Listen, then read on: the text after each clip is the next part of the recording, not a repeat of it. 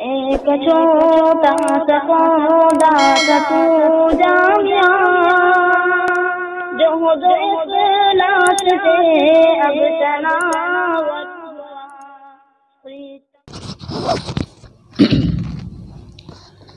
نحمده ونصلي على رسوله الكريم.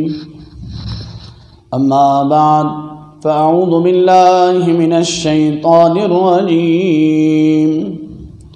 بسم الله الرحمن الرحيم. اقرأ باسم ربك الذي خلق، خلق الإنسان من علق، اقرأ وربك الأكرم. وقال النبي صلى الله تعالى عليه وسلم: كلكم راع وكلكم مسؤول عن رعيته، أو كما قال عليه الصلاة والسلام. صدق الله مولانا العلي العظيم، وصدق رسوله النبي الكريم، ونحن على ذلك لمن الشاهدين والشاكرين، والحمد لله رب العالمين. دروشی پڑھ لیں. اللهم صل على محمد وعلى آل محمد كما صليت على إبراهيم وعلى آل إبراهيم إنك حميد مجيد. اللهم بارك على محمد وعلى آل محمد كما باركت على إبراهيم وعلى آل إبراهيم إنك حميد مجيد. حضرات علماء کرام و ائمہ مساجد شہر سلوڑ اور معزز و مکرم حاضرین کرام، آج ہم جس مقصد کے لیے اور جس بنیاد پر ہم یہاں جمع ہوئے ہیں، یہ کوئی معمولی مقصد نہیں ہے. دنیا کی دیگر تقریب اور دیگر جگہوں پر افتتاحی پروگرام کے موقع پر، حتیٰ کہ معمولی دکان اور شاپنگ مال کے موقع پر دکان و مکان کی جو ہے افتتاحی تقریبوں میں لوگوں کا ایک جمع غفیر ہوتا ہے. لیکن آج کی ہماری افتتاحی جو تقریب ہے، یہ میرا اور آپ کا نام انشاءاللہ کل قیامت میں ان لوگوں کی فہرست میں ضرور آئے گا کہ جن لوگوں نے دین اسلام کی حفاظت و اشاعت کی بنیاد کے موقع پر اپنا قیمتی وقت نکالا تھا، جہاں سے انشاءاللہ دین کے شہدائی، دین کے داعی، علماء، حفاظ، قراء اور مفتیان جو ہے وجود جو ہے لیں گے. کون جانتا ہے کہ اس مسجد میں جو آج افتتاحی تقریب ہے مکتب کی، اس مکتب کے نونہالان میں سے، بچوں میں سے آگے چل کر کس کا کیا مستقبل ہوگا میں اور آپ نہیں بتا سکتے ہیں. اسٹیج پر بہت سارے حضرات علماء کرام ہیں، اہل علم حضرات ہیں، یہ بھی کسی موقع پر کسی مکتب ہی کے جو ہے طالب علم تھے، اور آج کوئی کسی مسجد کا امام و خطیب ہیں، کسی مدرسے کا مدرس ہیں. تو الحمدللہ ہم ایک بہت پروقار اور قابل عظمت مجلس کے اندر آج ہم شریک ہوئے ہیں. اپنی یہاں بیٹھنے کو قیمتی ہم خود سمجھ لیں کہ ہمارا یہاں وقت کا ضیاع نہیں ہو رہا ہے. این سعادت بزور بازو نیست، یہ سعادت اللہ تبارک و تعالیٰ کسی کو ایسے ہی طاقت کے بل بوتے پر نہیں دے دیتے، یہ محض اللہ کا فضل ہے. اس نے توفیق دی تو ہم اس کے گھر میں آج بیٹھے ہیں، ورنہ مجھ سے زیادہ، آپ سے زیادہ فرصت میں لوگ ہیں بیٹھے ہوئے. کوئی ہوٹلوں چوراہوں پر ہوگا، ان تک بھی یہ دعوت پہنچی ہوگی، لیکن نیکی کی توفیق بھی من جانب اللہ ہوتی ہیں۔ بہرحال آج جو مجھے موضوع دیا گیا ہے مکاتب کی اہمیت و افادیت، یہ موضوع اتنی جامعیت اور اہمیت کو لیے ہوئے ہے کہ اس موضوع پر جتنا بولا جائے اور اس کے فائدوں پر جتنا کہا جائے کم ہے، اور مکاتب کے تعلق سے سستی اور غفلت کے نقصانات جتنے بیان کیے جائیں کم ہیں۔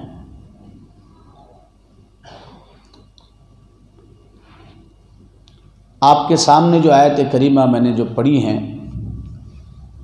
آپ سب جانتے ہیں یہ وہ سورت ہیں اور اس سورت کی ابتدائی آیات ہیں جس کا تعلق ابتدائی وحی سے ہیں، جس کا تعلق سب سے پہلے وحی کون سی نازل ہوئی؟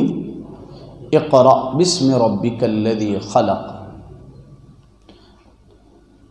لمبا چوڑا واقعہ ہے، مختصراً عرض کروں گا۔ جب اللہ کے رسول صلی اللہ علیہ وسلم مکہ والوں سے جس وقت آپ کو باضابطہ نبوت کا تاج نہیں پہنایا گیا تھا تو آپ غار کے اندر خلوت نشینی اختیار کیا کرتے تھے، لوگوں سے الگ تھلگ خدا کی یاد میں بیٹھتے ہیں۔ اور ایک دن دفعتاً اچانک حضرت جبرائیل علیہ السلام حاضر خدمت ہوتے ہیں اور کیا کہتے ہیں؟ اقرا۔ اور آپ صلی اللہ علیہ وسلم کیا فرماتے ہیں؟ ما انا بقاری، میں پڑھنا نہیں جانتا ہوں۔ تو کیا کیا حضرت جبرائیل علیہ السلام نے؟ آپ صلی اللہ علیہ وسلم کو اپنے باہوں میں اس طرح اپنے سینے سے چمٹایا، بھینچا اور زور سے دبایا اور کہا اقرا۔ آپ نے کہا ما انا بقاری، پھر آپ کو بھینچا۔ اس طرح کتنی مرتبہ کیا؟ 3 مرتبہ۔ اسی وجہ سے کہا جاتا ہے یہ علم سینہ بسینہ چلا ہے۔ کیسے چلا ہے؟ سینہ بسینہ۔ لیکن آج کل علم کہاں سے لے رہے لوگ؟ علامہ گوگل سے۔ کہاں سے لے رہے؟ علامہ گوگل، ہے نا؟ کچھ بھی پوچھنا ہو بولو، ٹائپنگ کرنا نہیں بھی آتی اگر آپ کو تو صرف بولو تو وہ خود بتا دے گا۔ اور دیکھ لو گوگل اور میپ پر جانے والے لوگ کہاں کہاں پہنچ جاتے ہیں۔ بات سمجھ رہے ہیں؟ تو بہرحال سب سے پہلی وحی جس کے اندر ہمیں وہ تعلیم دی گئی وہ کیا ہے؟ علم ہے۔ کیا ہے؟ علم ہے کہ بے علم نہ تواں خدا را شناخت، کہ علم کے بغیر انسان اللہ کو نہیں پہچان سکتا۔ اور علم وہی علم ہے جس سے انسان کو اللہ کی معرفت حاصل ہو۔ جس علم سے انسان کو اللہ کی معرفت حاصل نہیں ہوتی وہ علم نہیں ہو سکتا۔ وہ معلومات کا ذخیرہ تو ہو سکتا ہے لیکن علم نہیں کہلا سکتا۔ علم تو وہی ہے جس سے انسان کو اللہ کی معرفت حاصل ہو۔ معرفت یعنی پہچان۔ تو پہچان کو آپ کیسے سمجھیں گے؟ معرفت یعنی اللہ کو اس کی ذات، اس کی طاقت، اس کی صفات کے ساتھ پہچاننا، اس کی تمام عظمت و قدرت کے ساتھ پہچاننا۔ اس کو ایک مثال سے میں آپ کو سمجھاتا ہوں۔ مثال کے طور پہ آپ سلوڑ شہر سے نکلے اورنگ آباد کی جانب، تو آپ نے دیکھا کہ ہرسول ٹی پوائنٹ پہ بھائی کون کھڑے ہیں؟ کون؟ جن کو 4 پیر ہیں۔ کتنے ہیں؟ ہے نا؟ دیکھو یہ بول رہے 4 پیر ہیں۔ پولیس والے کو 4 پیر رہتے کیا؟ 2 انچ رہتے ہیں۔ لیکن سارے لوگوں کو دیکھ کر آپ بالکل ہچکچائے نہیں، لیکن اس کو دیکھ کر تھوڑا سا ہچکچائے۔ اگر آپ 4 ویلر میں تھے تو آپ نے فوراً بیلٹ لگانے کی کوشش کی۔ 2 ویلر پہ ہیں اور آج کے دور میں ماسک نہیں ہے تو بچ کر نکلنے کی کوشش آپ کر رہے ہیں، یا ہیلمٹ کی پابندی ہے تو آپ اس سے بچ کر نکلنے کی کوشش۔ تو پیچھے والا کہہ رہا ہے کہ کیا اس سے کیا ڈرنے کا، اپنے جیسا تو انسان ہے، ایک تھپڑ لگائیں گے تو نیچے گر جائے گا۔ تو وہ کیا کہتا ہے؟ ارے بے وقوف، تجھے نہیں معلوم کون ہے وہ؟ کون ہے؟ پولیس والا۔ کیا کرے گا؟ گاڑی سیٹ میں لگا دے گا، چابی نکال لے گا، گاڑی جمع کر لے گا، پاوتی دے دے گا۔ اس کے ڈریس کو دیکھ کر ہی اس کی طاقت کا اندازہ آ گیا۔ حالانکہ اسی چوراہے پر اور بھی بہت سارے لوگ تھے، لیکن اسے علم حاصل ہوا یہ کون ہے؟ پولیس والا۔ تو صرف علم نہیں ہوا، اس کی طاقت کا اندازہ بھی معلوم ہے۔ میرا کوئی جرم نہ بھی ہو تب بھی زبردستی مجھے پھنسائے گا۔ تو انسان طاقت کا جب اندازہ ہوتا ہے تو اس سے کیا کرتا ہے؟ ڈرتا بھی ہے۔ تو اللہ سے ہمیں اس کی طاقت کی بنیاد پر نہیں ڈرنا ہے۔ کس کی بنیاد پر؟ اللہ کی عظمت و کبریائی کی بنیاد پر۔ کس سے؟ انسان اللہ سے ڈرے تو اس کی طاقت کی بنیاد پر نہیں، اس کی عظمت و کبریائی کی بنیاد پر۔ تو بہرحال معرفت جب انسان کو اللہ کی حاصل ہوتی ہے تو وہ ہر گناہ چھوڑ دیتا ہے، اور یہی استحضار اللہ کے رسول صلی اللہ علیہ وسلم نے صحابہ میں پیدا کیا کہ اللہ کے رسول صلی اللہ علیہ وسلم نے صحابہ کی ایسی تربیت فرمائی کہ کوئی صحابی سے اگر کوئی گناہ ہو جاتا تو فوراً آ کر آپ کی مجلس میں اقرار کرتے، یا رسول اللہ صلی اللہ علیہ وسلم، مجھ سے چوری کا گناہ سرزد ہو گیا، مجھ سے جو ہے زنا کا گناہ سرزد ہو گیا، توبہ کا طریقہ بتائیے۔ حالانکہ وہ جانتے تھے زنا کی سزا فلاں اور فلاں، شادی شدہ ہیں تو سنسار، غیر شادی شدہ ہے تو سب کے سامنے کوڑے کھانا، لیکن اللہ کا ڈر۔ تو یہ صفت استحضار پیدا ہوئی اللہ کی معرفت سے، اور اللہ کی معرفت حاصل ہوتی ہے علم سے۔ کس سے؟ علم کے بغیر انسان اللہ کو نہیں پہچان سکتا۔ اور آج جو ہے اللہ تبارک و تعالیٰ نے قرآن کریم جیسے عظیم الشان کتاب ہمیں عطا فرمائی۔ یہ اتنی عظیم الشان کتاب ہے، اس میں ہمارے دین و دنیا کے تمام مسائل کا حل اللہ نے رکھا ہے۔ ہماری اولادیں آج جو ہے قرآن کریم کی تعلیمات سے نابلد ہوتی جا رہی ہیں، اور ہمارے معاشرے میں اس کی اہمیت اتنی نہیں ہے جتنی ہونی چاہیے۔ اللہ کے رسول صلی اللہ علیہ وسلم جب مکۃ المکرمہ سے مدینہ منورہ ہجرت کر کے آنے کے بعد آپ نے سب سے پہلا کام کیا کیا؟ فرمائیے۔ مسجد کی بنیاد رکھی، اور اسی کے ساتھ ہی فوراً کس کی بنیاد رکھی؟ بولو، زور سے بولو۔ اصحاب صفہ کی بنیاد رکھی۔ ہاں، اصحاب صفہ یہ کیا ہے؟ ہاں، یہ مکتب، یہ مدرسہ۔ اس مدرسے کا مطبخ بھی تھا، کچن بھی تھا، اس کے اسٹوڈنٹس بھی تھے، اس کے معلم بھی تھے۔ معلم کون تھے؟ محمد رسول اللہ۔ اور طلباء کرام کون تھے؟ اصحاب صفہ۔ یہ کون تھے؟ کوئی ملک فارس سے آئے ہوئے، کوئی حبشہ سے آئے ہوئے، کوئی جو ہے کہاں سے آئے ہوئے ہیں، اور سب کیسے تھے؟ جن کے پاس کوئی گزارا اوقات نہیں تھا۔ سب سے پہلے اس کے طالب علموں میں، اسٹوڈنٹس میں حضرت ابو ہریرہ ہیں، تو سلمان فارسی ہیں، بلال حبشی ہیں، جن کے کھانے کا کوئی نظم نہیں تھا۔ اصحاب صفہ کے قریب 2 لکڑیاں اس طرح گڑی ہوئی تھی، اور ان 2 لکڑیوں پر ایک آڑی لکڑی تھی، اور اہل مدینہ ان کے پاس جو کچھ ہوتا وہ اس پر آ کر کیا کر دیتے؟ لٹکا دیا کرتے، تو اسی پر گزارا ہو جاتا۔ کبھی کسی نے کچھ رکھ کر چلے گیا تو کھا لیا، اور کبھی کچھ نہیں آیا تو ویسے ہی فاقے سے جو ہے گزارا کرتے۔ فاقوں کی نوبت یہ آ جاتی کہ حضرت ابو ہریرہ رضی اللہ عنہ فرماتے ہیں کئی دن فاقے کی وجہ سے میں غش کھا کر بے ہوش ہو کر گر جاتا، لوگ سمجھتے مرگی کا دورہ پڑا ہے، تو میری گردن پر کیا کرتے ہیں؟ پاؤں رکھتے ہیں۔ اس دور میں حضرت شیخ زکریا نے فضائل اعمال میں لکھا ہے، اس دور میں مرگی کا علاج گردن پر پاؤں رکھ کر کیا جاتا تھا، لیکن بخدا وہ مرگی وغیرہ کا دورہ نہیں ہوتا تھا، وہ تو بھوک ہوا کرتی تھی۔ کیا ہوتی تھی؟ بھوک ہوا۔ ایک موقع پر فرماتے کھانے کو کچھ نہیں تھا، تو میں نے دیکھا کہ عمر فاروق آ رہے ہیں، تو میں ایک مسئلہ پوچھنے کے بہانے ان کے قریب گیا کہ ان کو کچھ پوچھوں گا، اور پوچھتے پوچھتے ظاہر سی بات رستہ چلتے چلتے مسئلہ پوچھوں گا تو گھر سے گزریں گے، جب گھر تک پہنچیں گے تو کہیں گے چلو آؤ ناشتہ واشتہ کچھ کر لو، جیسے ہماری عادت ہوتی ہے، کوئی آتا ہے تو چلو چائے لیں گے۔ تو حضرت ابو ہریرہ کھانے کے لیے کچھ نہیں، بھوک، عمر رضی اللہ عنہ سے مسئلہ پوچھ رہے ہیں، بات چیت کرتے کرتے ان کا گھر آیا، انہوں نے بات چیت کی، لیکن گھر میں آنے کی دعوت نہیں دی، اس لیے کہ وہ جانتے تھے کہ میرے گھر میں کچھ ہے نہیں۔ یہی کام، یہی راستہ انہوں نے کس کے ساتھ اختیار کیا؟ تھوڑی دیر کے بعد سیدنا ابوبکر صدیق آئے، لیکن سیدنا ابوبکر صدیق بھی گھر میں نہیں لے گئے۔ اس کے بعد پیچھے سے جناب حضرت آقا مدنی محمد مصطفیٰ صلی اللہ علیہ وسلم تشریف لائے، اور حضرت ابو ہریرہ ان کے ساتھ مسئلہ پوچھنے کے لیے۔ آپ صلی اللہ علیہ وسلم کی ذات تو بڑی حساس طبیعت کے تھے، عالم الغیب نہیں تھے لیکن حساس طبیعت کے تھے۔ ہاں، اللہ تبارک و تعالیٰ وحی کے ذریعے سے جس چیز کا علم آپ کو دے دیتے ہیں وہ آپ کو علم حاصل ہو جاتا، ورنہ آپ عالم الغیب نہیں۔ عالم الغیب تو کون؟ اللہ ہے، صرف اللہ، اور ہر جگہ حاضر و ناظر کون؟ اللہ ہے۔ یہی تعلیم، یہی علم کہاں سکھایا جاتا ہے؟ مکتب میں سکھایا جاتا ہے۔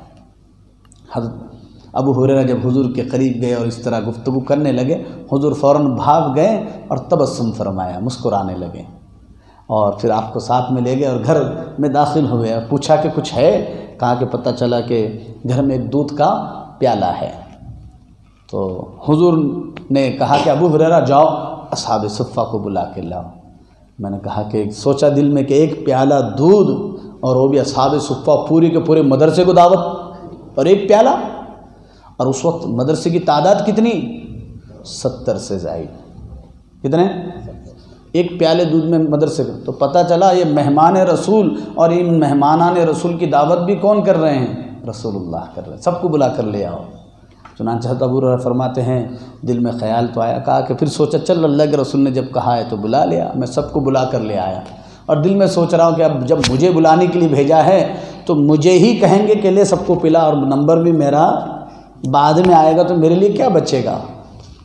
چنانچہ سارے کے سارے اصحاب صفہ آئے، حضور نے پیالہ میرے ہاتھ میں دیا اور کہا کہ سب کو پلاؤ۔ میں نے سیدھی طرف سے شروع کیا، ان کو پلایا، ان کو پلایا، پلاتے پلاتے میں سب کو پلاتا گیا، سب نے جی بھر کر پیا۔ اس کے بعد آخر میں جب حضور کے پاس پہنچا تو حضور نے مجھے دیکھ کر تبسم فرمایا اور کہا کہ ابو ہریرہ پیو۔ چنانچہ میں نے پیا، کہا کہ اور پیو، میں نے اور پیا، کہا کہ اور پیو۔ چنانچہ پھر میں نے حضور سے کہا یا رسول اللہ اب مجھ سے پیا نہیں جاتا۔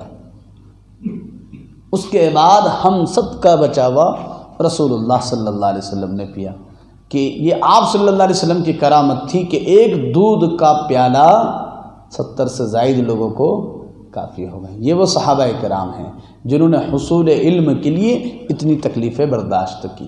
ہمارے بچوں کو اتنی تکلیفوں میں ڈالنا نہیں ہے، لیکن یہ سب تکلیفیں اٹھائی کیوں ان لوگوں نے؟ حضرت ابو ہریرہ فرماتے ہیں لوگ کہتے ہیں ابو ہریرہ بڑے مسائل بیان کرتا ہے، بڑے مفتی بنا پھرتا ہے، لیکن انہیں پتہ نہیں میں فاقے اور بھوک کی حالت میں رسول اللہ کی خدمت میں پڑا رہتا تھا۔ میرے بہت سارے میرے ہم عمر لوگ تو وہ ہوتے تھے جو بازار جایا کرتے، تجارت کی منڈیوں میں جایا کرتے، اور میں کہاں پڑا رہتا؟ حضور کی خدمت میں، کہ کوئی آیت نازل ہو، حضور کوئی بات ارشاد فرمائے اور میں فوراً اس کو اپنے پلوں سے لے لوں۔ اور لوگ آج مجھے کہتے ہیں کہ میں بڑے مسائل بیان کرتا ہوں اور میں بڑے فتاویٰ جو ہے بیان کرتا ہوں، جبکہ میں ہمیشہ حضور کی خدمت میں رہا کرتا تھا اور حصول علم کی خاطر جو ہے پڑا رہتا تھا۔ تو پھر وہ مقام آیا کہ حضرت ابو ہریرہ رضی اللہ عنہ کی جو ہے مجلس کے اندر ایک جم غفیر ہوا کرتا تھا، اور حضور صلی اللہ علیہ وسلم کی باتیں آپ لوگوں کو ارشاد فرمایا کرتے۔ چنانچہ آپ حدیث کی کتابیں اٹھا کر دیکھیے، خود منتخب احادیث فضائل اعمال میں دیکھو سب سے زیادہ روایت آپ کو کس کی ملے گی؟ حضرت ابو ہریرہ، اور بھی دیگر صحابہ کی ہیں۔ تو یہ کیسے حاصل ہوا؟ تو حضور صلی اللہ علیہ وسلم نے مسجد کی بنیاد کے ساتھ ہی فوراً کی بنیاد رکھی؟ مکتب کی بنیاد رکھی۔ ہم کہتے ہیں نا بھائی مدرسے اتنے کھل رہے ہیں اور اتنے جو ہے دینی ادارے قائم ہو رہے ہیں، کیا ضرورت ہے؟ لوگوں کو مکتب کے اور مدرسے کھلنے پر بڑا اعتراض ہوتا ہے۔ گلی گلی میں پرائمری اور ہائی اسکول کھلتے ہیں، لوگوں کا اعتراض نہیں ہوتا ہے۔ اور مجھے کہیے مدرسوں میں آنے والی تعداد کتنی ہے؟ 1.5% تعداد امت کی مدرسے میں پہنچتی ہیں۔ کتنی؟ 1.5%۔ اور ان مدارس میں کون تیار ہوتے ہیں؟ بولو، ارے بولو بھائی، علماء نہیں، دین کے محافظ۔ کون؟ دین کی حفاظت کرنے والے، اور دین کی تبلیغ پہلا درجہ ہے یا دین کی حفاظت پہلا درجہ ہے؟ بولو بھئی، کوئی چیز محفوظ ہوگی تو کسی کو دے سکو گے نا. تو وہاں دین کے محافظ تیار ہوتے ہیں، وہاں دین کے محافظ. اور کتنی تعداد میں پہنچتے ہیں؟ 1.5%. یہ بہت 2%. اور لوگ چاہتے ہیں کہ ان 2% کو بھی وہ پڑھایا جائے جو دنیا والے پڑھا رہے ہیں. 98% طبقہ امت کا پرائمری ہائی اسکول اور کالجز میں جاتا ہے. کالجز میں بھی وہاں تک نہیں جاتا ہے، ہائی اسکول تک رہتا ہے امت مسلمہ کا طبقہ. 10ویں پڑھ لیا بچے نے تو اس کے بعد دیکھیے بچے کہاں جاتے ہیں. لوگوں میں نہ دین کا شوق ہے نہ دنیا کا ہے ہمارے یہاں. اب جو مدارس میں نصاب پڑھایا جاتا ہے، لوگوں کی رائے ہیں کہ ان کے اندر ان کو سائنس بھی پڑھائیں، انگریزی بھی پڑھائیں. ہاں ہونا چاہیے وقت حالات کی اعتبار سے، لیکن کوئی آ کر یہ نہیں کہتا ہے کہ اسکول اور کالجز میں دینیات بھی ہونا چاہیے. بھئی ہم تو نہیں کہہ رہے کہ پورا نصاب تمہارا بدل دو، لیکن کوئی قبول کرتا ہے اس بات کو؟ امت کا 2% طبقہ تو دین کا محافظ بن رہا ہے، لیکن 98% طبقہ جو ہمارے جو مستقبل ہے ان بچوں کے دین کی کون فکر کرتا ہے؟ وہ 98% طبقہ کہاں آتا ہے؟ بولو. اس مسجد میں. آپ کے محلے کا جائزہ لیجئے، پورے محلے میں سے کتنے بچے آپ کے مدرسوں میں گئے ہوئے ہیں؟ ظاہر سی بات ہے اگر 400 بچے ہیں تو 400 میں سے 25 بچے ہوں گے ایک محلے میں. یعنی اس محلے میں اگر 400 بچے ہیں سب کے گھروں کے سب ملا کے، تو 20 سے 25 بچے مدرسوں میں ہوں گے، بلکہ اس سے بھی کم. یہ باقی بچے جو ہے 100 200 300 یہ کہاں پڑھتے ہیں؟ اسکول میں سب جائیں گے. 25 ہزار 5 ہزار، بعض جگہ جو ہے سالانہ 20 ہزار روپئے جو ہیں صرف پرائمری اور KG اور پہلی میں لوگ فیس بھرتے ہیں پرائیویٹ میں. کہے کے لیے ہمارے بچوں کو اچھی تعلیم دلانا ہے. اور جو بنیادی تعلیم ہے جس پر جو ہے آخرت کی نجات جس پر منحصر ہے اور دنیا کی ترقی بھی اسی پر منحصر ہے، لوگ اس تعلیم کی فکر نہیں کرتے. تو یہ جو 98% طبقہ ہے وہ کہاں ہوتا ہے؟ ہمارے محلے میں. ان بچوں کی بنیادی اگر تعلیم دے دی جائے تو ہمارے پاس جماعت کا ایک کام ہی آسان ہو جائے. اب دیکھو ہمارے دعوت کے ساتھی بیچارے ایک ایک کی ٹھڈی میں ہاتھ ڈال رہے ہیں. کب سے ڈال رہے ہیں؟ کب سے ہاتھ ڈال رہے ہیں ٹھڈیوں میں؟ 70 سال سے. کتنے ڈال رہے؟ نہیں ڈال رہے. لیکن بڑوں کی ترتیب پر اگر کام ہوتا اور ہمارے دعوت کے ساتھی اس بات کو بڑوں کی ترتیب پر لے لیتے تو آج یہ طبقہ جو جماعت میں جا رہا 40 منٹ کا پہلے والا حلقہ تو ہمارے پاس پہلے سے آلریڈی پر ہوا رہتا. 70 سال سے محنت کر رہے لیکن مکاتب ابھی تک مکمل نہیں ہیں. مولانا حضرت مولانا الیاس صاحب رحمۃ اللہ علیہ کی محنت کا مقصد کیا تھا کہ بھئی یہ تو مدارس میں جو بچے پڑھتے ہیں تو ٹھیک ہے، لیکن یہ طبقہ جو 98% طبقہ ہے یہ دین پر آ جائے. تو ہم ان کے اوپر اتنی لاپرواہی کرتے کہ بالغ ہوئے تک اس کی فکر نہیں کرتے. تو اس کی فکر کون کرتا پھر؟ وہی بیچارے دعوت تبلیغ کے ساتھی پکڑ دھکڑ کے ادھر سے گھوم ادھر سے جا، عصر کے بعد جا، عشاء کے بعد جاؤ، فجر کے بعد کھٹکا دے. ارے کہاں ہے رے بابا؟ ارے وہ ادھر سے آئے تو اوپر چڑھ گیا. کچھ تو ایسے کہ بھائی بول دے گھر میں نہیں ہے. بیچارے کہیں سے بھی پکڑ کے لے کے جاتے ہیں، کچھ نہ کچھ سکھاتے ہیں. کب تک کریں گے؟ یہ جب چھوٹے سے تھے جب تک پکڑ لیتے تو بعد میں پکڑنے کی نوبت ہی نہیں آتی. اگر بچوں کو بچپن ہی میں اگر ہم پکڑ لیں تو پھر بعد میں بڑے ہونے کے بعد ضرورت ہی نہیں نا. اسی وجہ سے اللہ کے رسول صلی اللہ علیہ وسلم نے ارشاد فرمایا مروا صبیانکم بالصلاۃ اذا بلغوا 7 واضربوہم علیہا ل10 او کما قال علیہ الصلاۃ والسلام کہ بچے جب 7 سال کی عمر کے ہو جائیں انہیں نماز کا حکم کرو. تو پتہ کیا چلا؟ 7 سال کا بچہ مسجد میں آ کر اگر شرارت بھی کر رہا تو امام صاحب کو بھی بھگانے کا حق نہیں اور کسی کو ڈانٹنے کا بھی حق نہیں. بہت ساری مسجد میں کیا کر رہے؟ مسجد میں بچے آ رہے اور بڑے کیا کر رہے اس کو بھگا دے رہے. نہیں، اس کو محبت سے ایک طرف شرارت کر رہا شرارت کرنے دو. اگر آپ کی مساجد میں نماز کے اوقات میں بچوں کی شور شغب کی اگر آپ کے پاس آواز آ رہی ہیں تو سمجھ لو آپ زندہ قوم ہیں ابھی. لیکن جن مسجدوں میں پیچھے بچوں کی آواز نہیں آ رہی سمجھ لو کہ یہ مردہ قوم ہوتی جا رہی ہیں. پھر ان کو گھیرنا پڑے گا. وہ شور کریں گے کب تک؟ ایک لاؤبالی پن رہتا ہے تب تک، بعد میں خود تمہارے ساتھ صفوں میں شامل ہو جائیں گے. جن کو پرمیشن حضور نے دے دی، میں اور آپ کون ہوتے ہیں ان کو مسجد سے نکالنے والے ہیں؟ کتنے تو ایسے نماز چلتی رہتی، بچے شور کر رہے ہیں، چپ بیٹھو نا، وہ امام صاحب گھبرا جاتے کیا ہو گیا اتنی زور سے ڈانٹتے ہو. وہ بچوں کا تو شور کم رہتا، ان کا شور زیادہ دکھتا. ہوتا نہیں ہوتا؟ بچوں کو شفقت کی نگاہ سے دیکھو، محبت کی نگاہ سے دیکھو. حضور نے فرمایا بچے جب 7 سال کی عمر کے ہو جائیں نماز کا حکم کرو، 10 سال کی عمر ہو جائے اور نماز نہ پڑھے وَاضْرِبُوهُمْ عَلَيْهَا لِعَشْرٍ، پٹائی کرو ان کی، تاکہ 15 سال کی عمر ہوئے تک وہ اس طرح عادی ہو جائے کہ اسے کسی کہنے کی ضرورت ہی نہ ہو. اور جب 15 سال کی عمر سے پہلے اس کو اتنا پابند کیا گیا، اتنا پابند کیا گیا، تو بالغ ہوتے برابر پہلا کام کیا کرے گا؟ مجھے کہو کتنے گھرانوں میں بچے اور بچیاں بالغ ہو جاتی ہیں، کس دن بچہ بالغ ہوا باپ کو یا ماں کو سمجھ میں آتا ہے؟ خواتین کو تو بھی تھوڑا جلدی سمجھ میں آ جاتا ہے، کچھ اشارہ مل جاتا ہے بچیاں جب بالغ ہوتی ہیں. لیکن کیا ماں باپ بچہ بالغ ہوتے برابر اس کو اس کا فرض سمجھاتے کہ بیٹا آج تجھ پر یہ فرض ہو گیا؟ بچے اگر فرض ہوتے بالغ ہوتے برابر ہی سے پہلی نماز بالغ ہونے کے بعد اگر ادا کر لیں اور اس کے بعد سے کنٹینیو نماز پڑھیں، ایک بھی نماز نہ چھوڑیں، تو یہ شخص، یہ نوجوان صاحب ترتیب کہلاتا ہے. کیا کہلاتا ہے؟ صاحب ترتیب سمجھتے ہیں؟ جس کی زندگی میں ایک بھی نماز بالغ ہونے کے بعد سے نہیں چھوٹی. اسی وجہ سے کہتے ہیں کہ نمازیں جو رہ گئی درمیان کی اس کی قضا کرو اور صاحب ترتیب میں آؤ. اور جو شخص صاحب ترتیب ہو گیا، ایک مرتبہ بن گیا، اور اگر اس کی ظہر چھوٹ گئی اور عصر کا وقت آ رہا ہے تو حکم ہوگا آپ عصر نہیں پڑھ سکتے، پہلے کیا پڑھنا ہے آپ کو؟ ظہر پڑھنا ہے. اور صاحب ترتیب کی اللہ دعائیں بہت جلد قبول فرماتے ہیں. لیکن کبھی ہم نے سوچا کہ میرے بچے کو میں صاحب ترتیب بناؤں؟ صاحب ترتیب بنانے کے لیے کسی کالج اور یونیورسٹی میں سرٹیفکیٹ نہیں لینا پڑتا ہے، اس کو پہلے سے تربیت کرنی ہوتی ہے. اور وہ تربیت کب ہوگی؟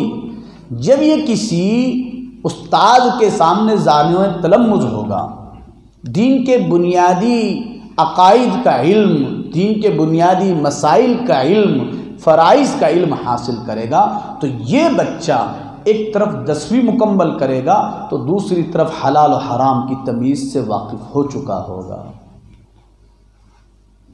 لیکن ہم مکاتب کو اہمیت بالکل ہی نہیں دیتے ہیں.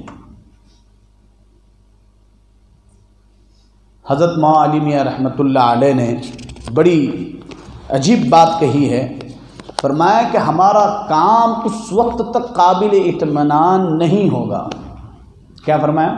ہمارا کام اس وقت تک قابل اطمینان نہیں ہوگا جب تک مسلمان اپنے بچوں کی تعلیم کو اسی طرح اہمیت نہ دے جیسے وہ غذا اور دوا کو دیتے ہیں.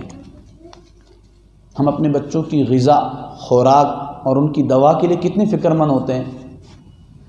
بچوں کا فیوچر، بچوں کے فیوچر کے لیے پابندی سے دکان پہ جاتا ہے، شاپ پہ جاتا ہے، ڈیوٹی کو جاتا ہے، حمالی مزدوری کو جاتا ہے. نہیں جاؤں گا تو بچوں کو کیا کھلاؤں گا؟ ان کی خوراک اور غذا. بچہ بیمار ہو گیا تو سب چھوڑ چھاڑ کے کہاں بھاگتا ہو؟ تو حضرت مولانا علی رحمۃ اللہ علیہ فرما رہے ہمارا کام اس وقت تک قابل اطمینان نہیں ہوگا جب تک کہ مسلمان اپنے بچوں کی دینی تعلیم یعنی مکاتب کو اسی طرح اہمیت نہ دیں جس طرح کہ اپنے بچوں کی غذا اور دوا کے لیے اہمیت دیتے ہیں، اور مکاتب کو اسی ذوق و شوق سے تعمیر کریں. کیا فرما رہے مولانا علی میاں ندوی رحمۃ اللہ علیہ کو؟ پہلے تو یہ کہو تم جانتے ہو یا نہیں، مفکر اسلام تھے. یہ کون تھے؟ مفکر اسلام. ان کا بہت بڑا احسان ہے ہندوستان کے مسلمانوں پر. ابھی قریب میں ہی 1997 میں غالباً ان کا انتقال ہوا. بڑے پائے کے عالم دین تھے کہ مسلمان اپنے مکاتب کی بنیاد کو اسی ذوق و شوق سے جو ہے بنیادیں ڈالیں جس ذوق و شوق سے وہ مساجد کو تعمیر کرتے ہیں۔ مجھے یہ کہو، اگر ہم جو ہے سلوڑ کی جامع مسجد میں یا مکہ مسجد میں چلے جائے اعلان